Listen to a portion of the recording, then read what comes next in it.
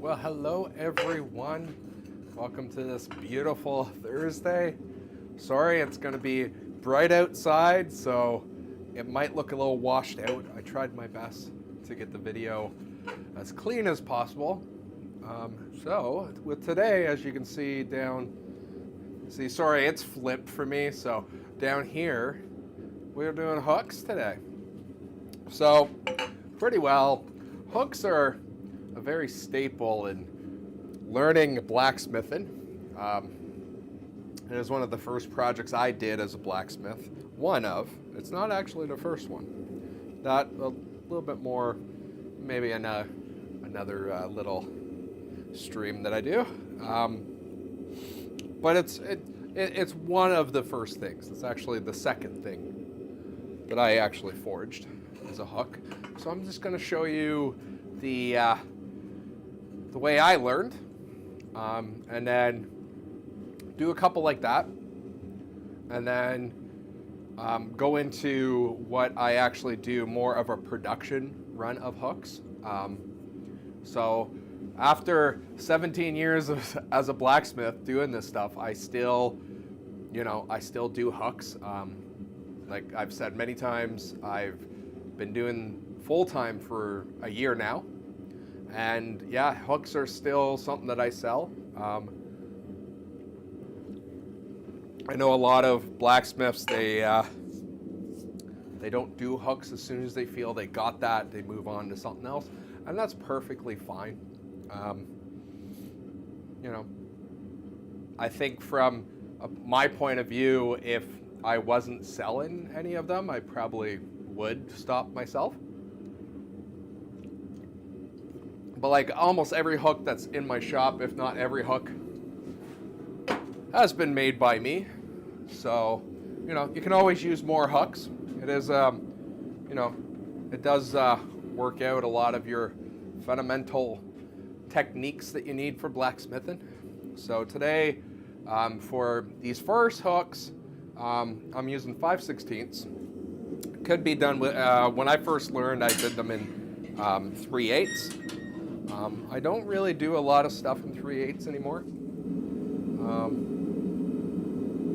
Occasionally I will bring in some 3/8, but don't normally do 3/8. I usually go right from 1/4 inch all the way up to 1/2 inch a lot of times. So I'm not sure how 3/8 kind of got left out. It's just the products I do. Some of that has to do is from a business point of view is shipping stuff. Yeah. Most of the stuff that I do in the 3/8, or was doing in the 3/8, were kind of in that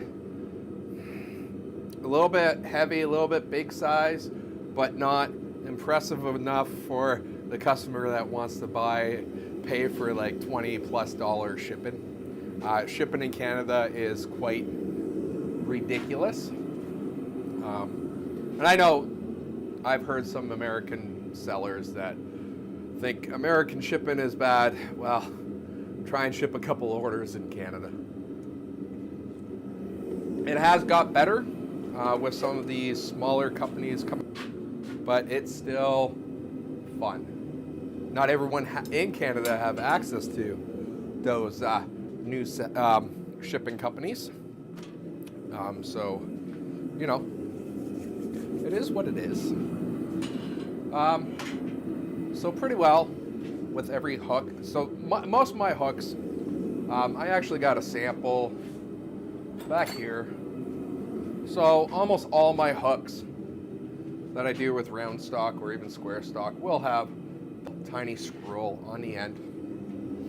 That is just, a very traditional look. I do have some where that end is like cut straight. There's no curl on the end. More of a modern farmhouse kind of look. I don't know. So I sell them, so I don't know. I kind of like it without the curl myself. But for today, all the hooks I do is going to be with the curl. So I really need to put a bracket up here. Maybe so I'm just using a 2-pound hammer. I'm going to the edge of my anvil, but not going over my anvil. And I am doing one blow, and I'm doing a taper, a square taper. So I'm doing one blow, and then turning 90 degrees, doing another blow, and then, you know, going back the same way for the first side. I'm not worried about not worrying about keeping this straight at this point in time. If you do find that your steel is bending like that a lot when you're forging, sometimes that's going to be because you have too much heat back here, and also how you're hitting it. You might be having too high of a degree or angle off your anvil, and as you're hitting that, you're forcing it to bend in a bad way. So for the first heat, I'm just going to do it nice taper, square. Like I said, I'm not keeping this centered. We can center it off on the next step. The next step, we're just going to clean that taper. We're going to knock that down to an octagon, so knock down corners. And we're going to be making sure that we keep all the sides as uniform as possible when we're doing that octagon before we move to the final step of doing a nice clean round taper, and that is plenishing and smoothing off as much as we can. Basically, as we're doing this taper from a square to a circle, we're going on corners and knocking the corners more and more down, adding more corners, knocking those down until we get to a nice or relatively nice smooth taper, round taper. So on the next heat, like I said, we're going to come in on the corners and we're just going to knock those down. And then we're going to knock down the new corners that we made and basically bring it to a 16-sided. And then once we're done that, we're going to come in and we're going to do really light blows just to clean up everything as much as we can to get really nice, clean, round tapers. Now you can spend as much time as you want to make this look pretty.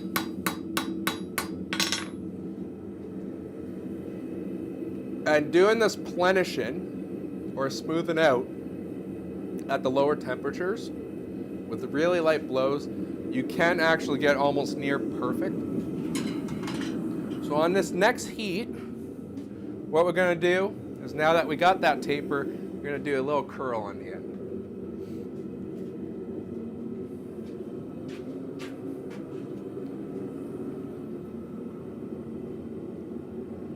Now, as for my forge, I'm not running a high heat right yet. I am running, where am I? I've had it on for a little bit now, and I'm actually around 4 psi for my particular unit. Now, each forge is going to be slightly different, even if you have the same model. But we don't need, for forging this stuff, we don't need, especially because it's 5/16, we don't need a lot of heat. We're going to work mostly in the orange color. We're not bringing it up to a white. You can definitely do it at a white, but we don't need to get that hot. A nice orange color, a little bit more orangey yellow would be good.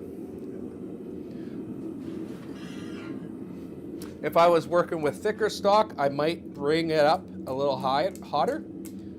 So with that curl, I don't know if I didn't bring you over to the other camera.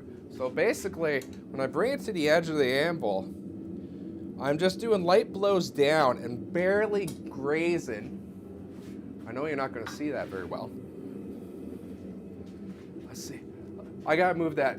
Here, let me straighten that up a little bit so I can move that camera a little bit closer so you can see what I'm doing. So I get this camera actually quite low down to the anvil, kind of maybe in an angle. see if I can bring you down as low as I can. Is that going to be good? No, I'm going to bring you on the other side of the anvil, on my tong side or non-hammer side. And that might help a little bit to see what I'm doing. So when I'm hitting this down, I'm actually doing light blows off the anvil. I'm not actually going to hit the steel a lot. I'm actually just slowly bringing that steel down, barely touching it. And the same thing when I'm going on top, I'm barely touching it, just curling that over so we can get a nice little curl there. That's it.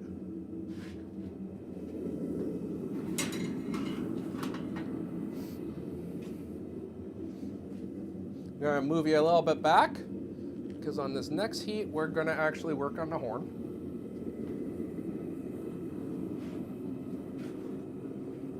Now, this is something that when I first started learning blacksmith, I made, a whack of hooks. I would go make 25 or whatever in a day before doing something else. Also, when I was starting off and getting the techniques down and all that, before I would shut down the forge, I used to use coal. Before I shut down that coal forge, I would actually do up maybe a half dozen to a dozen hooks just to get more and more used to the technique. Now, it's been a long time since I've done that many hooks. And also a lot of it is not done much at the anvil anymore. I do jigs for a lot of my production, and that is because I want consistency as fast as possible. So for me, a jig is how I do that. And we'll talk about the jigs a little bit later on in the show. Yeah.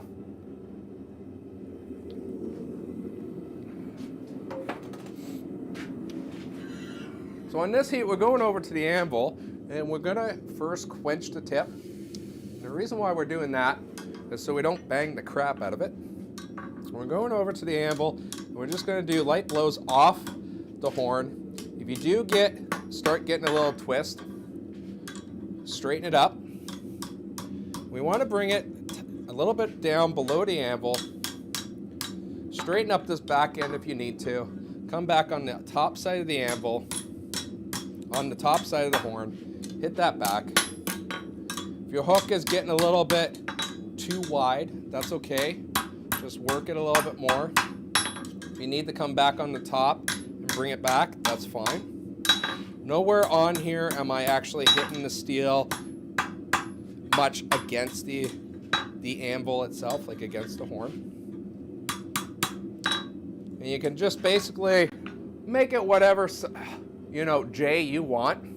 Now if you notice, I first started going down on the anvil or on the horn, down on the horn first, and then I actually went underneath the horn to finish that shape up. The reason why I'm doing that is because most horns is nice and rounded and smooth on the top, but as you go underneath, it is not actually that same round profile. So that's why we're flipping it over so we can keep the piece that we're trying to turn or curve on that nice rounded surface, where, like I said, underneath here is usually, because they want more mass down there on the anvil, is usually less of a nice roundness. Most horns will not be completely round, mostly because they want that weight underneath that horn, or a bit, based on however you want to call it.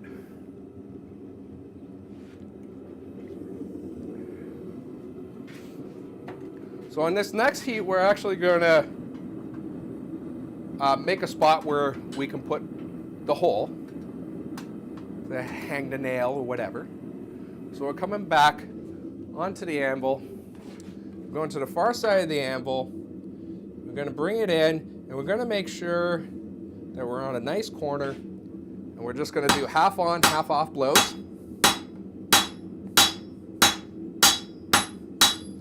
And then come back from the corner and flatten down a little bit. So you get a shape kind of like that. See if I can. And this is where we're going to actually put the hole. So if you don't, now I've always done it with, even when I first started off, I always had access to a drill. So I basically always done a drill to drill holes. Now you can use a punch, no problem on this. At this stage, I would be more inclined to use a punch. Actually, you know what? For this first one, let's do a punch. So just do my round punch. And this was just made from a coil spring from a car. I believe it was a Toyota. Might have been a Toyota.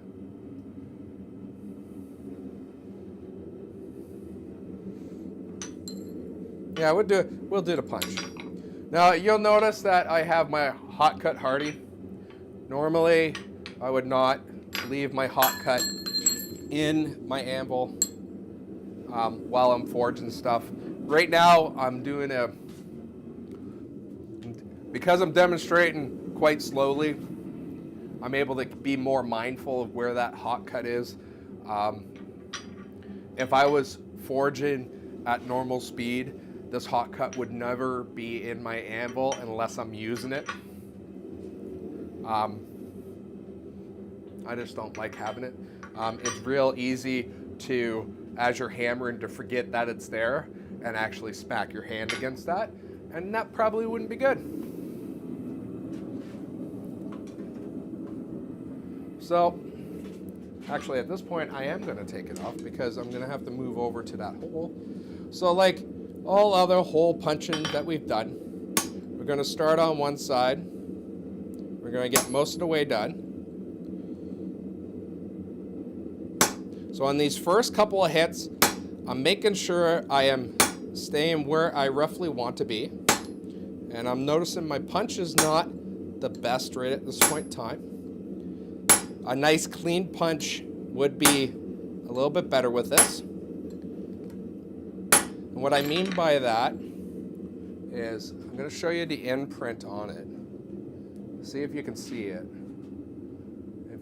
There's a little bit of a dimple in the middle, and that's just because the edge of my punch, like the end of my punch, is a little bit fish-eyed, or has a little dimple in it. So that will have to be dressed up a little bit later, but for now we'll finish it off just with this punch. Again, normally I would not punch hooks. I just normally do them with a drill, and you can easily get through this with even a hand drill with a good drill bit. Actually, now with production wise, I don't even use a drill. I have gone to using a hydraulic press. So now that we're most of the way through on that side, we're going to have a little dark side on this side. So I'm going to bring it over to our hole. We're going to find the middle of that mark, that dark side, and we're going to finish off this punch.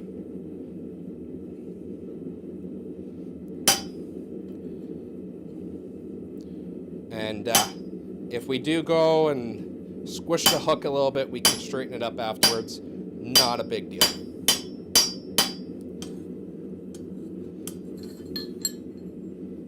Actually, at this time, I am going to straighten this ever so slightly. And I'm going to get a knot heat on that.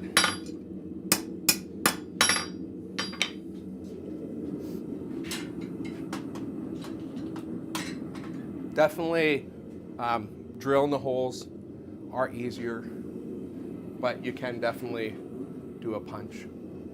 Also, if you had a bolster plate, that would be very handy with using, especially a punch like this, where it can actually go right through any of your holes on your anvil. And a bolster plate is just basically a piece of steel with holes drilled in it or punched in it, closer to the size of the hole that you want to punch.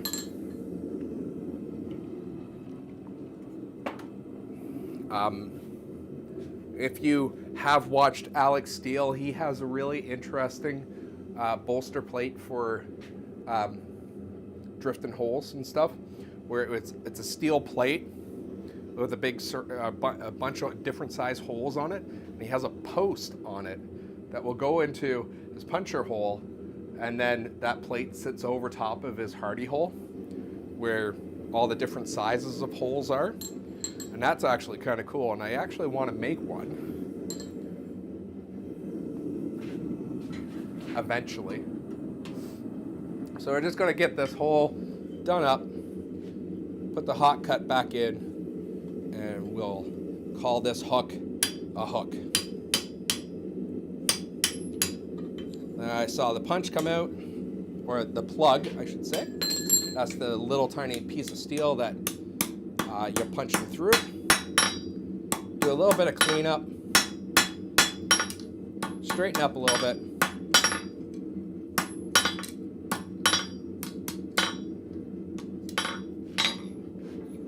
Get the hot cut in. We're not going to go all the way with the hot cut. We're going to go most of the way. We don't want to, risk hitting a hot cut with our hammerhead. And we also don't want to have this piece flying across our shop. So either with holding it with your hammers, or if you need to, grab a pair of tongs,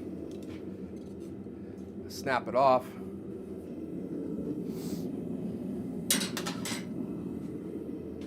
And then, so now you're going to have a little bit of a burr on the top there. You can easily just file that down. And there is our first hook. So like I said, that is the way I originally learned how to do hooks.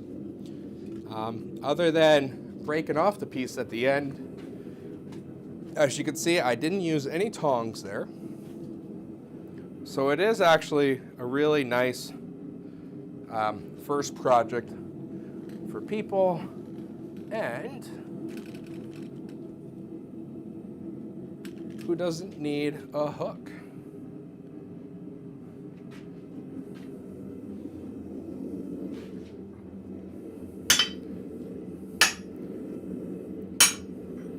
I'm gonna just get the hot cut out of the way for now.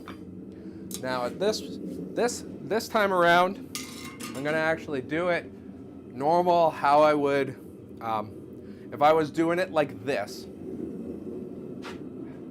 where how many heats it takes and where I can land.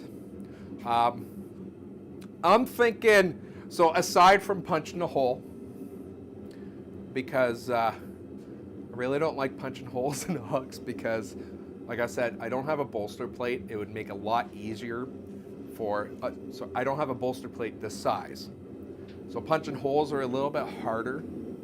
And you do, like in your hardy hole or your pincher hole, you kind of have to chase it around on the corners as you're punching, because if you just kept in the middle of that hole, you're just going to punch, you're just going to actually just squish it into the hole. So a bolster plate that's closer to the size of the hole I want to make would make that so much easier. But again, even when I first started, I didn't really punch holes in hooks. I just used the drill. And then, like now, I don't even use a drill. I use my hydraulic punching machine.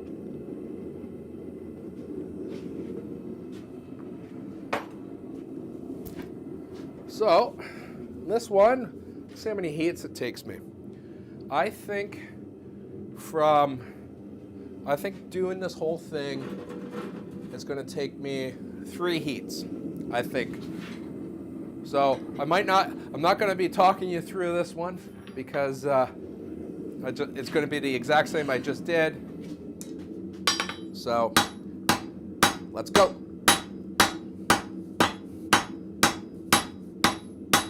So again, first squaring my tape, doing a square taper, taking the corners off.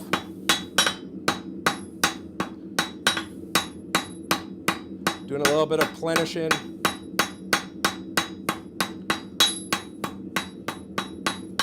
Doing the curl.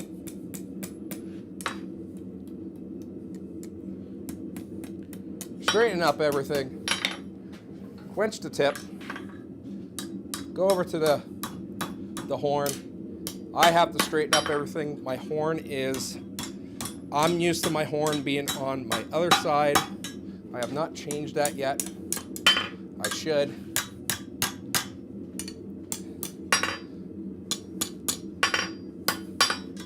Gonna just make that a little bit cleaner. We're gonna size up where my shoulder is.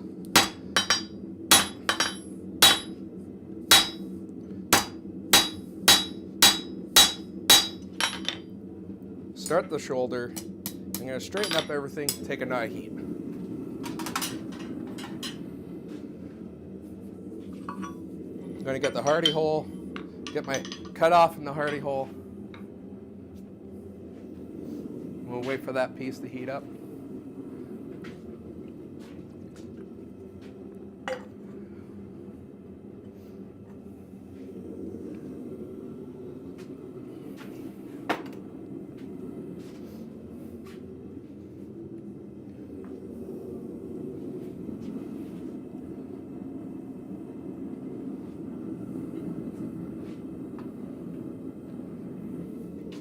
So I don't need a full heat on this.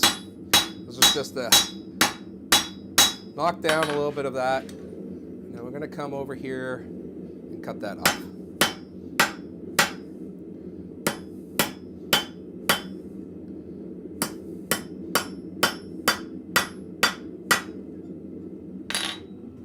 Grab my tongs, break it off.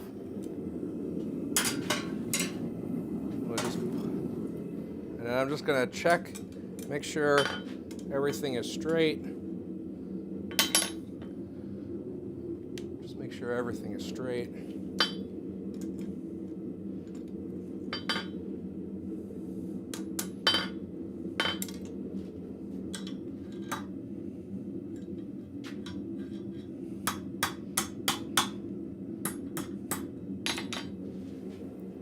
And there you go. That's a two heat hook.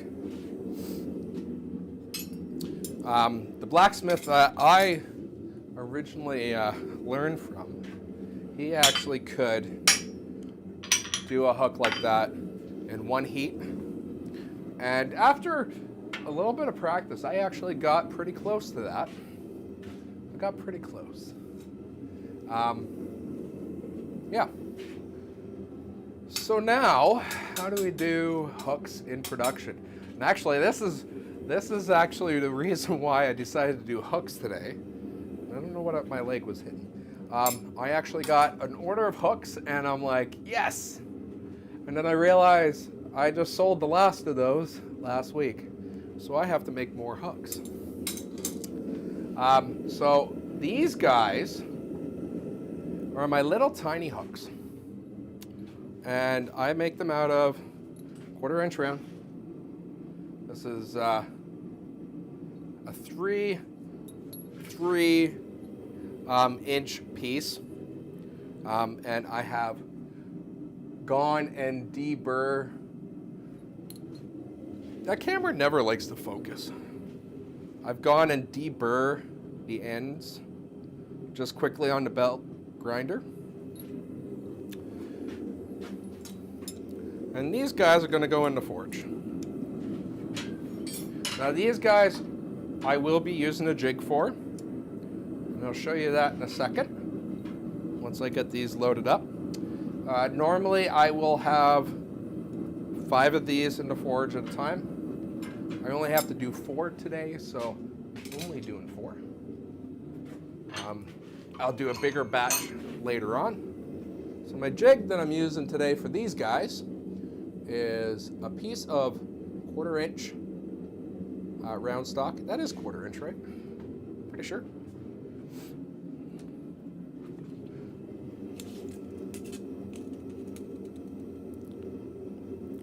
Sorry. Woo. So I got a piece of 3/4 inch round stock, solid round stock, and a piece of whatever, I think that's 5/16. And it is welded on a piece of angle iron. The reason why I have it on angle iron, so it's easier to fit in any of my vices. Alternatively, what I could have done, if I wanted this to work in a vise as well as a hardy hole, I could have snipped this down to be the same length or same width as across my hardy hole, so it could go in that way. And that is something that I might do. I might get the plasma cutter out and do that. I could see an advantage of that in doing a small batch like this.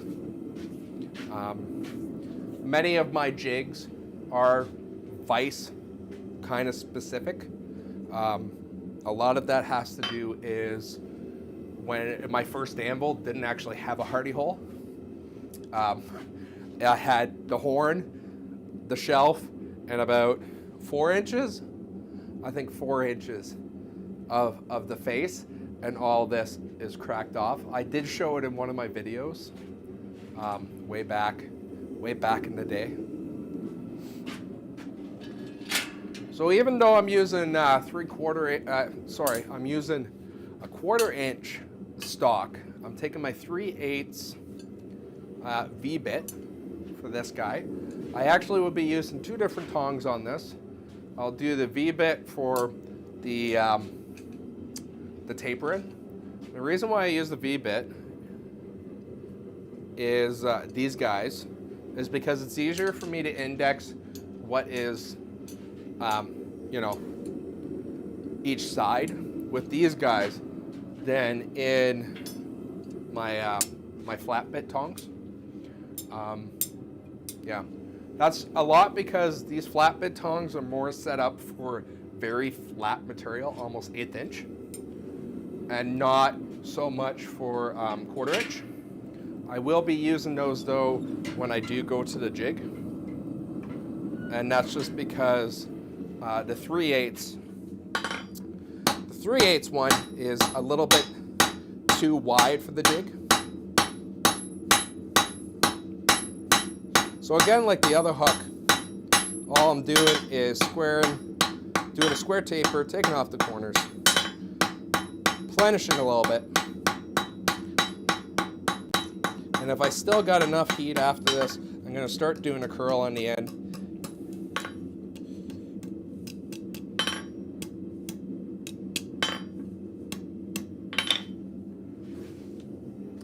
And we're going pretty well for that. And then that's going to go back into the forge. I'm going to do that on the other 3.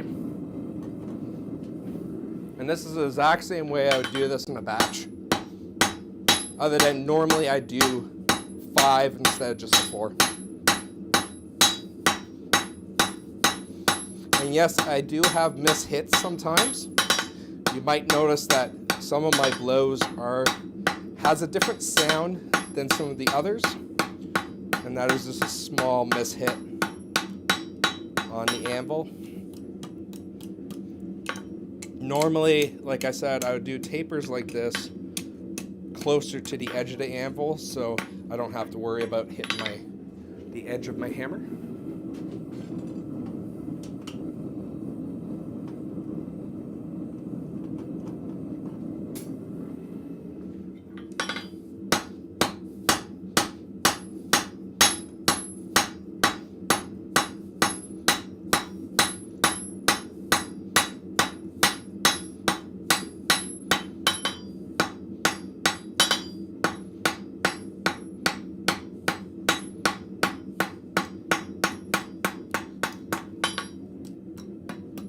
And because I'm trying to make these hooks as consistent as possible, I'm trying to get that curl as consistent across them.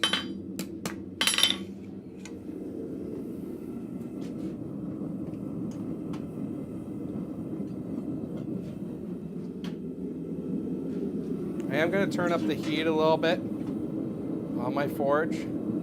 This is because I want to get as much of the steel heated up as possible for bending around the jig. And for ease of grabbing them out of the forge, I have them slightly sticking out. So I just need that extra heat in the forge so it can heat all the way out.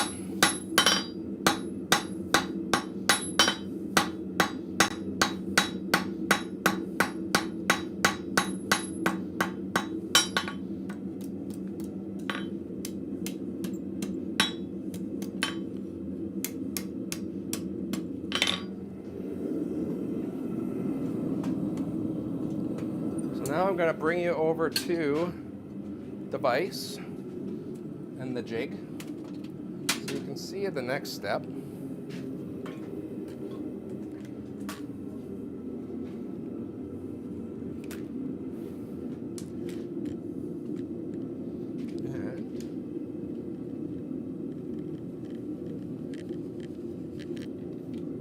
get you a little bit higher up.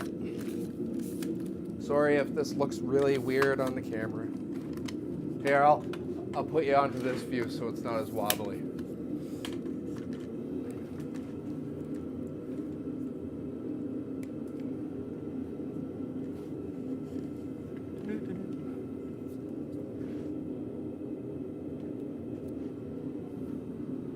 Let's see how that is. Bring it a little bit more down.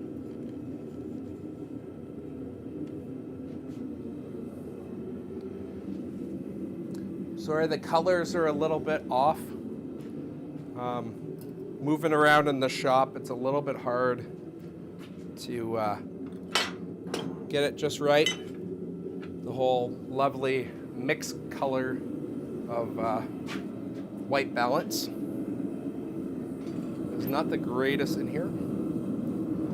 So I've changed over to my my flat bit tongs.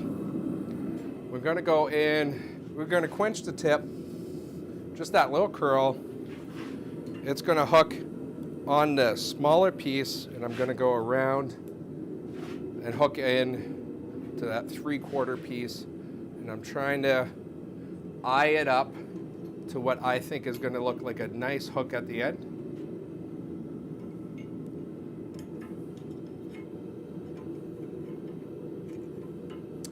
Now, normally, with these production hooks, I will have an original master to go by.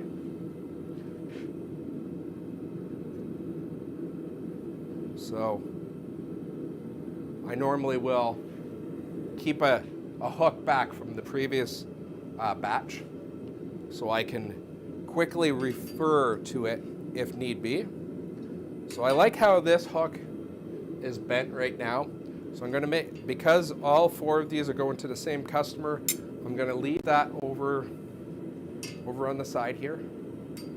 So the next 3, I can use that as a reference of how much I'm bending it.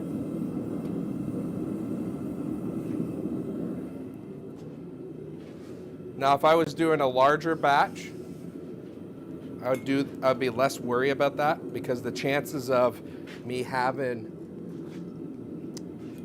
a bunch of hooks that are the same size is more likely. So that's good. So I'm going to take it over and I'm going to flip it to the opposite side into the forge, because that side is now going to get a little flat down spot where I'm going to put the hole for, I will punch the hole or drill the hole for the nail or screw, depending on what the customer wants. As for nails, I do have these where I have an optional nail that you can buy that is a semi-forged nail. It is not made by me. If you caught the stream yesterday when I was attempting to make nails, you would hear me say about that, a company in the States that still makes them. So I don't necessarily worry about making my own nails. The old, more forged nail looking kind of thing, I think they call it a clip nail or a cut nail. They're still relatively available in North America. I know in Canada, Lee Valley has them. And that's where I actually get mine from. And it's actually from the company in the States that has made them for, I can't remember if it was the 1700s the equipment comes from or the 1800s, but it's been quite a few years. So like, again, I'm just going to size up with the hook I already made and doing any adjustments I need so all of them will be as similar as possible.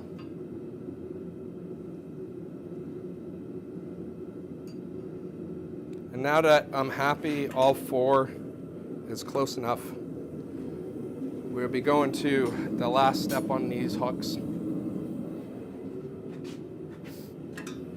And that is doing the little dimple on the end or flat down spot on the end for my hole.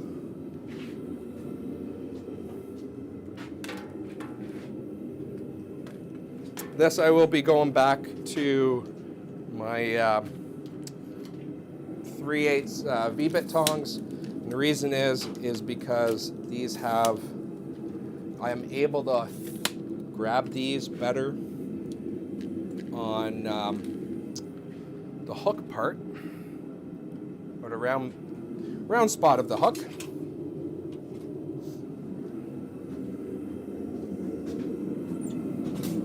And that's just because when they made these guys, in the bit, they've made the cross, so that goes straight down the front. These are a little warm. And then they also went right across the side. Which, well, I might as well keep that camera. Which will allow me to grab the bottom of that J, just like so. Bring it over to my anvil, and then just gonna flatten down a spot.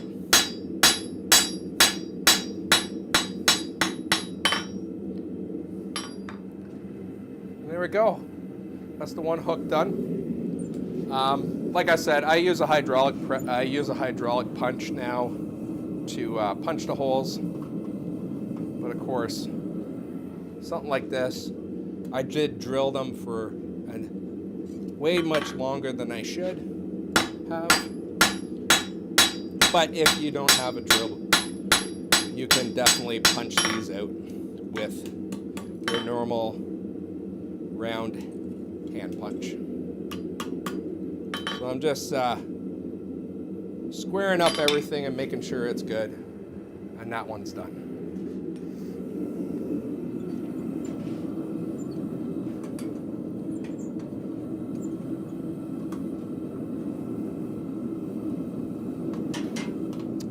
And like I said, normally when I'm doing a batch of these, I'll usually do them in batches of 25 or something a little bit more than just 4.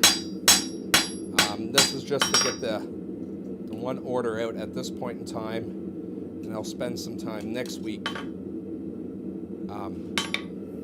restocking a lot more. I didn't realize how low I was, hence why I'm doing the show today.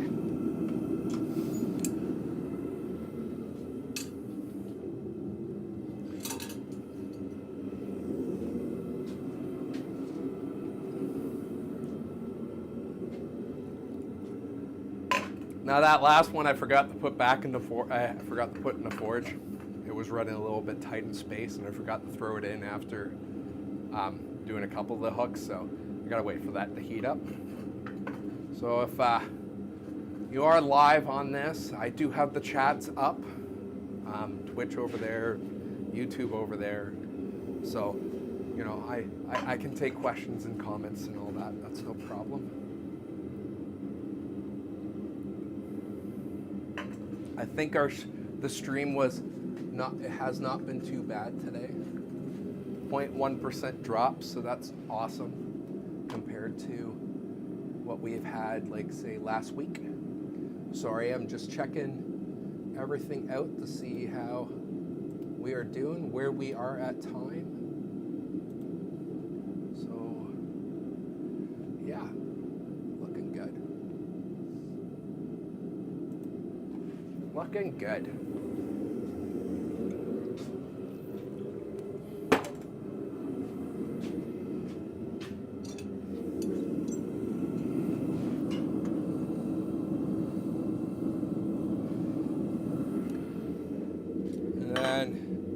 Gonna do this last one up. And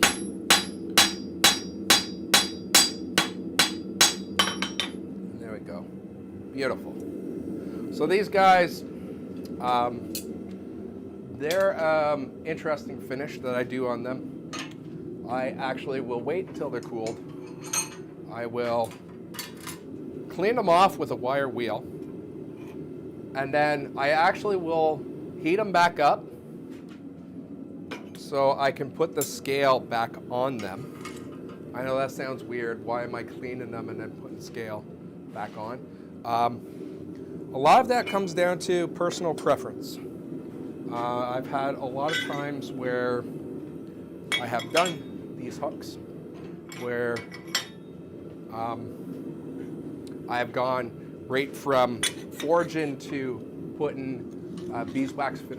These get linseed oil, linseed oil finish on. And then you spend all that time, and then when you're wiping off the excess linseed oil, the scale comes off.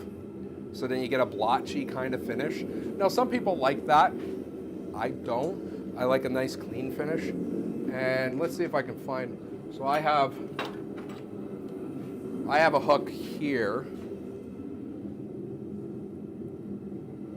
And this is actually one that has been fully finished.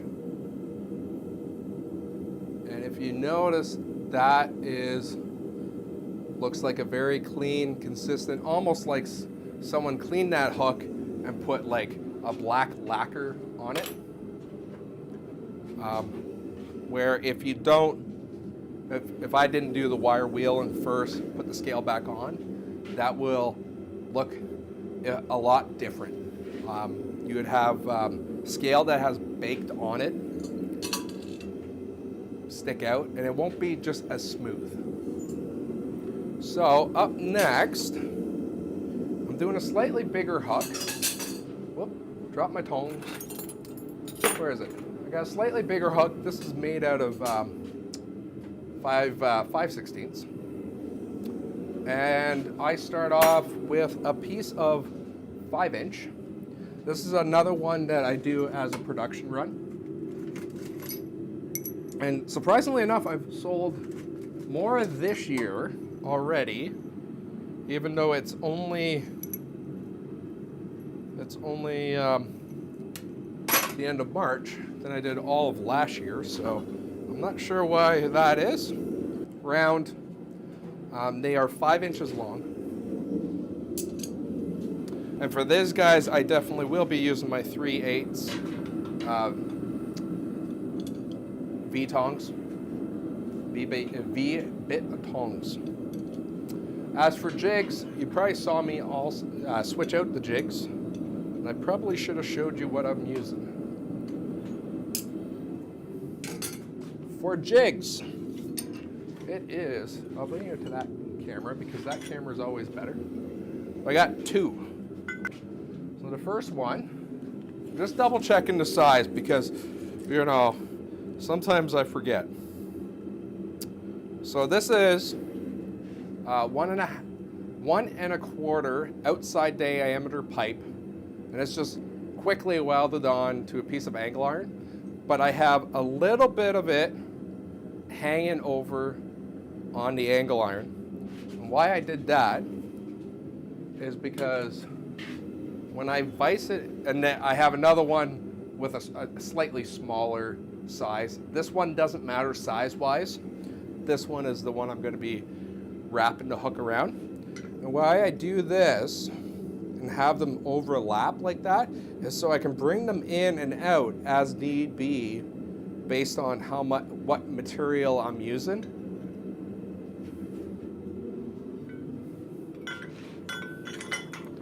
And with this kind of setup, I can make a whole bunch of these guys in different sizes, which I do have, and just switch out as I need. So I can easily switch, if I'm using this size first, I can easily switch to that size without even touching my vise. As long as my parent material is the right size. And normally these guys I do have a parent hook or a sample hook for. And it's actually up there behind you. What I'm doing right now is I'm just taking another hook that is probably the one I showed you and setting how far apart those things are.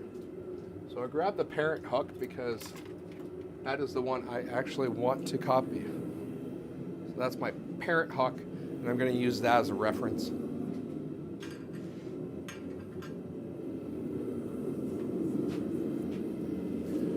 And again, I'm going to just be using my 2-pound hammer. The forge is at 5 psi, roughly. My flat bit tongs are going away. I don't need them.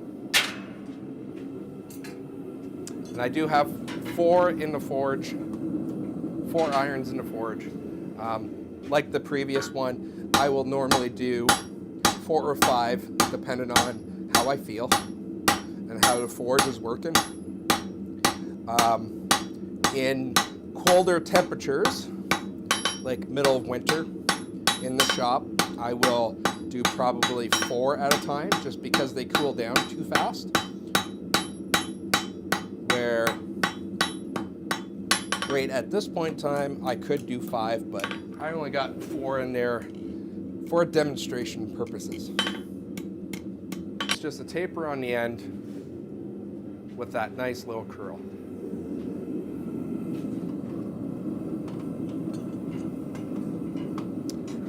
And I'm pushing the steel I just put back in. It's going quite far into the forge.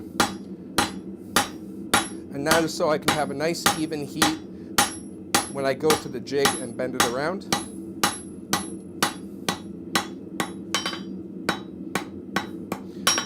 Now I do all my hooks pretty well, like the regular production ones start off as round stock. I do custom ones square occasionally.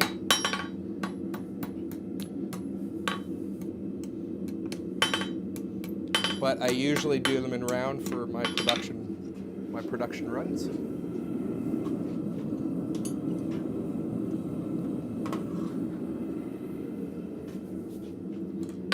Never so often cleaning off the scale from my anvil.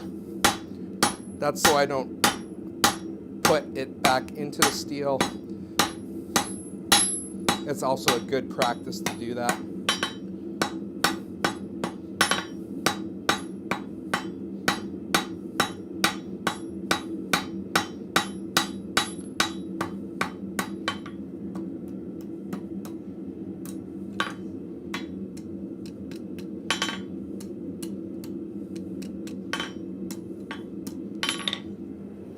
And then we got that one last one to do the taper and curl on.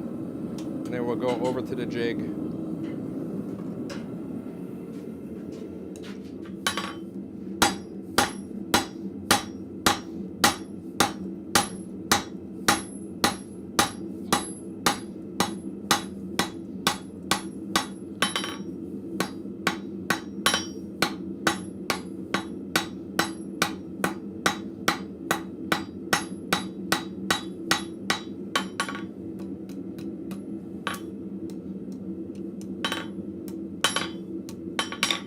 go.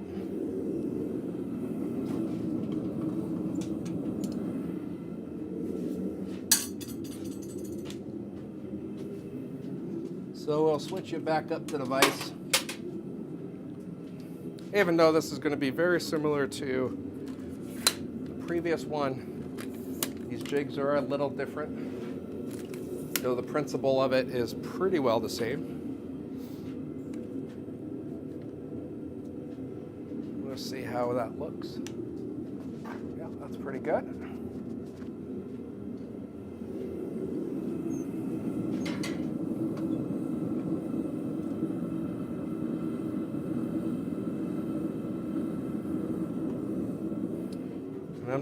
I'm just trying to remember if I can actually do it from the way it is now, because my post is in the way.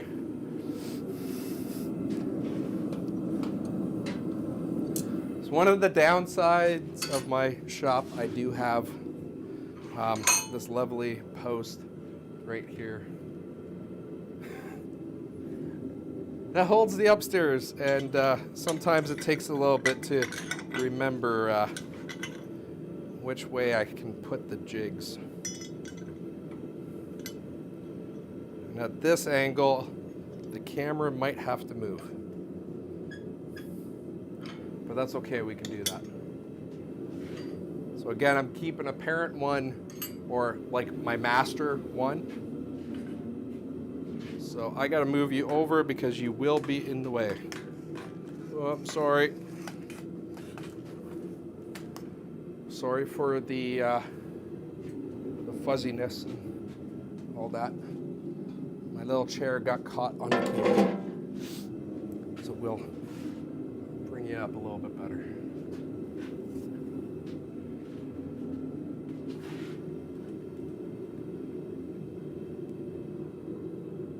And hopefully I don't hit that cable. Okay.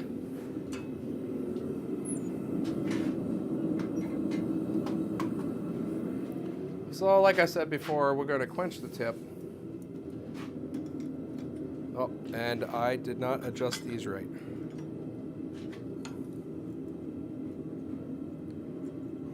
I'm just going to go around that jig.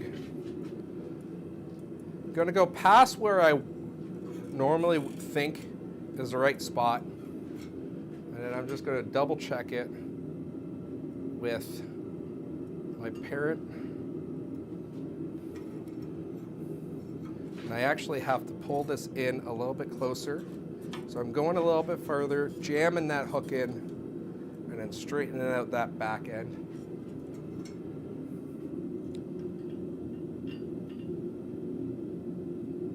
And that looks as close as I'm going to get to the parent one. Just scraping off any of the loose scale. And we'll flip that around in the forge so we can do that little flat down spot for our hole.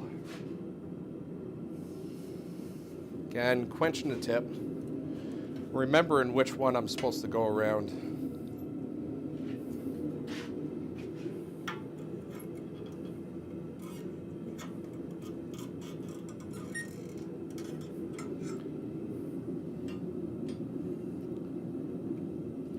I just need to back off the back a little bit.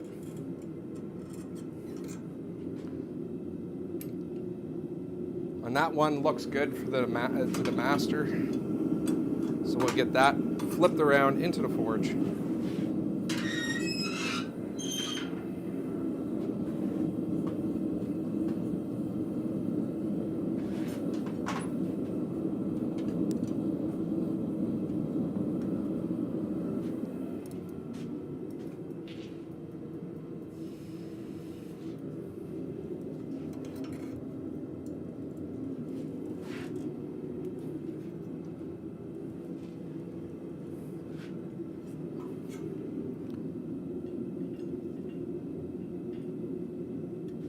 Have to back up a little bit on this. Not much though.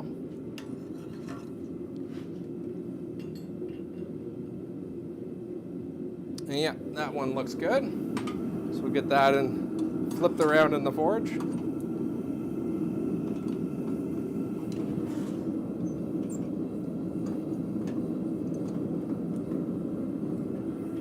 we'll get this last one formed up. So we'll quench the tip, jam it in. Like I said, I like to go a little past where I think I need to and then come back as I need to. I find this gives me a more nicer, true roundness towards the jig.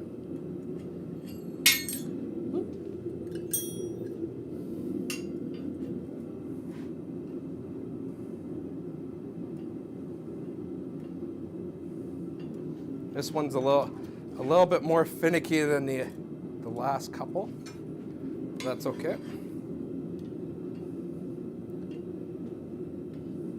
And that one looks pretty good. The tip though got a little bit bent over, so I'm just going to quickly go to the anvil, even at this colder temperature. I'm going to straighten that up, flip it around, put it in the forge.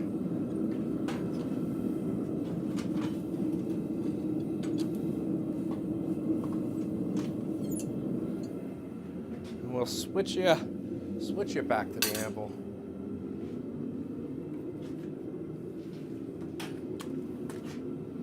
This does go a lot quicker when I don't have to move cameras around.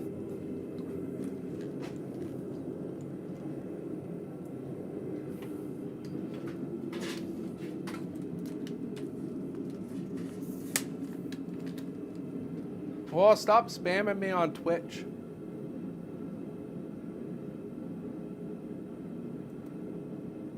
Seriously, come on.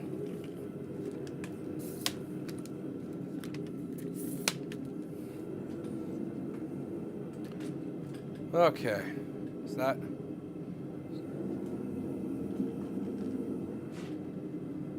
We'll give you the down the anvil shot.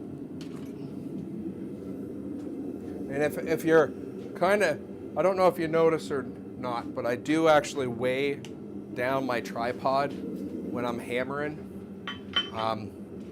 That is to try and eliminate some of the bouncing that does happen with my hammering. I don't know if that does translate very well to you guys. Because I know when I'm going back and watching these videos, which I do, that bouncing drives me nuts.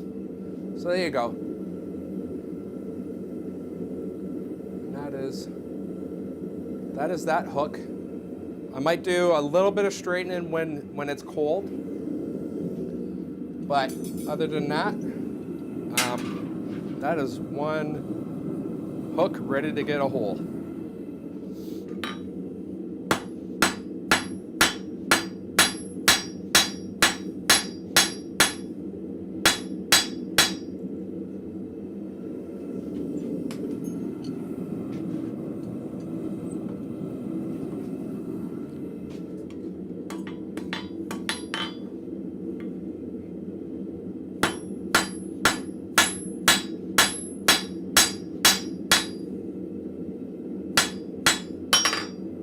Go.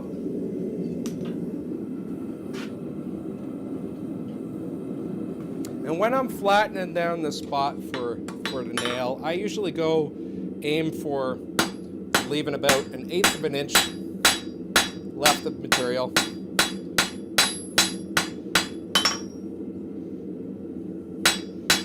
And I try and keep it as straight as possible. When I'm hammering, I'm actually looking down along the hook to make sure I keep as much of it straight as possible.